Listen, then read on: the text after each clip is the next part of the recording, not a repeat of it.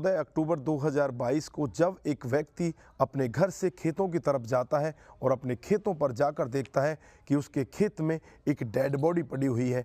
अब उस dead body की वो गौर करता है तो पता चलता है कि ये डेड बॉडी किसी और की नहीं, गांव के ही रहने वाले एक लड़के की है जिसकी उम्र 24 साल होती है। आनन फानन में ही उसके घर वालों को बुलाया जाता है। जब घर वाले वहाँ पर पहुँचते हैं, हज़ारों की भीड़ में गांव के लोग भी वहाँ पहुँच जाते हैं। तुरंत ही पुलिस को कॉल किया जाता है और पुलिस के ऊपर दबाव बनाया जाता है कि इस लड़के को किसने मारा है। अगर इस लड़के को ऐसे ही मार के खेत में फेंक दिया गया है तो गांव के और लोगों के साथ में भी ऐसा हादसा हो सकता है। पुलिस के ऊपर तमाम गांव के लोग दबाव बनाते हैं। उसके बाद जब पुलिस पूरे मामले का खुलासा करती है तो एक बहुत ही चौंकाने वाला सत्य वहां पर दिखाई देता है। दोस्तों, अगर आप भी पूरा मामला सुनेंगे तो एक बार के लिए आप भी सुन्न हो सकते हैं और अपने बच्चों को घर से बाहर जाने के लिए भी रोक लगाने के लिए मजबूर हो सकते हैं। तो आइए जानते हैं पूरा मामला क्या था।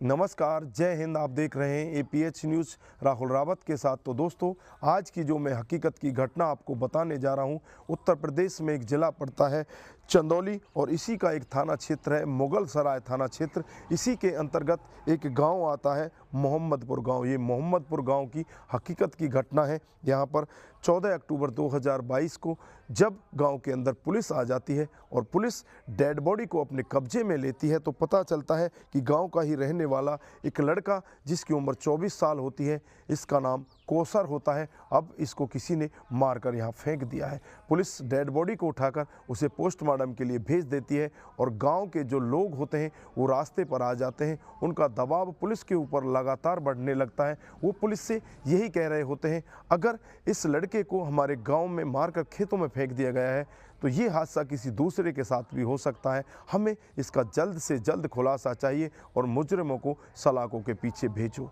नहीं तो गांव के लोगों में रोष बढ़ता जा रहा है। ये रोड पर आ जाएंगे और कुछ बड़ा उपद्रव यहाँ पर हो सकता है। पुलिस के बड़े आला अधिकारी भी वहाँ पहुँचते हैं और गाँव वालों को सांत्वना देते हैं और कहते हैं कि जल्द ही इस सब का खुलासा कर दिया जाएगा। उसके बाद पुलिस हरकत में आ जाती है और आसपास के लोगों से बातचीत करती है। गांव के अड़ोसी पड़ोसियों से बातचीत होती है लेकिन कहीं से भी कोई खुलासा नहीं हो पाता। फिर घर वालों से भी बातचीत की जाती है। घर वालों से पूछा जाता है कि इसके जिगरी दोस्त कौन है। पुलिस का जो रवैया होता है यहाँ पर बहुत ही उल्टा दिखाई देता है। पुलिस ज़्यादातर मामलों में यही पूछा करती है कि इसकी दुश्मनी किसके साथ है, लेकिन यहाँ पर पुलिस उल्टा पूछती है कि इसके दोस्ती किसके साथ है। तो गांव के लोग ही बताते हैं कि इसकी दोस्ती गांव के ही 2 लड़कों के साथ है, जिसका नाम शाहनवाज और दूसरे का नाम साहबुद्दीन होता है। ये तीनों बहुत ही जिगरी दोस्त हैं और एक दूसरे के साथ बहुत ही अच्छे से रहते हैं। अब पुलिस उन दोनों दोस्तों के पास पहुंच जाती है और जब उनसे पूछताछ करती है तो गांव के लोगों से भी ये पता चलता है कि पिछली शाम यानी 13 अक्टूबर को इनके साथ में उस लड़के को देखा गया है। अब पुलिस का शक कुछ उनकी तरफ मंडराने लगता है। तो पुलिस जब उनसे अपनी सख्ती से पूछती है तो वो दोनों यही कहते हैं कि साहब, हमने अपने दोस्त को नहीं मारा, हम तो उसके साथ अक्सर जाया आया करते हैं, इसमें कोई नई बात नहीं है। वो शक तो उन लड़कों के ऊपर होने लगता है, लेकिन पुलिस करे भी तो क्या करे, उनको फिर अपनी गिरफ्त में लेती है। और पुलिस जब अपने रवैये से अपनी सख्ती के साथ उनसे पूछताछ करती है तो एकदम से ही वो दोनों टूट जाते हैं और सब कुछ सच सच बताने लगते हैं। वो बताते हैं कि आज से कुछ दिन पहले से ही हम बहुत अच्छे दोस्त होते हैं और एक दूसरे पर जान छिड़का करते हैं। एक दिन का वाक़या होता है जब शाहनवाज अपनी गर्लफ्रेंड से मिलने के लिए गांव में ही जाता है तो उसका दोस्त कौसर और साहबुद्दीन भी उसके साथ होते हैं। शाहनवाज उस लड़की को लेकर एक कमरे के अंदर चला जाता है। ये दोनों बाहर होते हैं और जो कौसर होता है वो चुपचाप से उसका वीडियो बना लेता है और वीडियो को अपने दोस्त को नहीं दिखाता, उसकी गर्लफ्रेंड को दिखाता है और उससे कहता है कि तुम्हारे साथ मैं वही करना चाहता हूँ जो मेरा दोस्त शाहनवाज तुम्हारे साथ में करता है। इस पर लड़की बहुत ज़्यादा परेशान हो जाती है और लड़की उससे कहती है कि तुम ऐसा नहीं कर सकते, तुम्हारा तो वो दोस्त है। फिर इस पर जो कौसर होता है वो यही कहता है कि अगर तुमने मेरे साथ में ऐसा नहीं किया तो मैं इस वीडियो को वायरल कर दूंगा। अब मामला बढ़ता हुआ दोनों दोस्तों शाहनवाज और साहबुद्दीन के पास भी पहुंच जाता है। वो अपने दोस्त को अपने पास बिठाते हैं और उसे समझाते हैं कि दोस्त, हमारी दोस्ती में दखल मत दे, ये बहुत गलत काम है। हम एक दूसरे के साथ बहुत अच्छे से रहते हैं, एक दूसरे के साथ बहुत अच्छे दोस्त हैं, लेकिन तू बहुत गलत काम कर रहा है।